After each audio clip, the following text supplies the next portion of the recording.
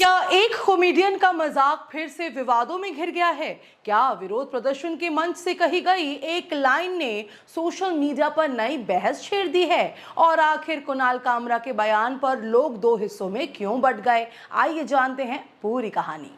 दिल्ली में चल रहे सीजेपी के विरोध प्रदर्शन के बीच कॉमेडियन कुणाल कामरा भी प्रदर्शनकारियों के समर्थन में पहुंचे। इस दौरान उन्होंने मंच से कई राजनीतिक मुद्दों पर अपनी बात रखी और सरकार की आलोचना करते हुए तीखे तंज भी कसे।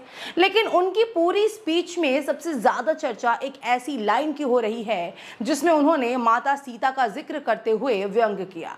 कुणाल कामरा ने अपने भाषण में कहा कि कुछ लोग सीता के पति का नाम लेकर किसी और के पति का काम कर रहे हैं। उनका यह बयान सामने आते ही सोशल मीडिया पर तेजी से वायरल हो गया।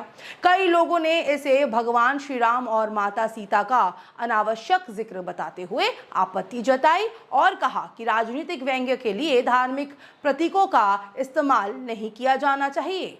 हालांकि दूसरी तरफ कई लोग कुणाल कामरा के समर्थन में भी सामने आए। उनका कहना है कि यह एक राजनीतिक व्यंग्य था और इसे उसी संदर्भ में देखा जाना चाहिए। समर्थकों का दावा है कि बयान का उद्देश्य किसी धार्मिक भावना को ठेस पहुंचाना नहीं बल्कि सत्ता का कटाक्ष करना था। अपने भाषण के दौरान कुणाल कामरा ने छात्रों, पेपर लीक, बेरोजगारी और प्रदर्शन कर रहे लोगों का भी जिक्र किया। उन्होंने कहा कि अगर युवा आज अपनी आवाज नहीं उठाएंगे तो भविष्य और मुश्किल हो सकता है। साथ ही उन्होंने लोगों से अपील की कि राजनीतिक मतभेद रखने वालों से नफरत करने के बजाय संवाद करने की कोशिश करें।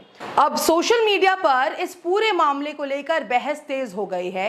एक वर्ग का कहना है कि अभिव्यक्ति की आजादी के नाम पर धार्मिक प्रतीकों का इस्तेमाल नहीं होना चाहिए, जबकि दूसरा वर्ग इसे लोकतांत्रिक व्यवस्था में राजनीतिक व्यंग्य का हिस्सा मान रहा है। फिलहाल कुणाल कामरा का यह बयान इंटरनेट पर जमकर चर्चा में है और इस पर लोगों की अलग अलग प्रतिक्रियाएं लगातार सामने आ रही हैं। अब आपका क्या मानना है? क्या राजनीतिक व्यंग्य में धार्मिक संदर्भों का इस्तेमाल सही है या फिर ऐसी बातें अनावश्यक विवाद को जन्म देती है? अपनी राय कमेंट करके जरूर बताइएगा।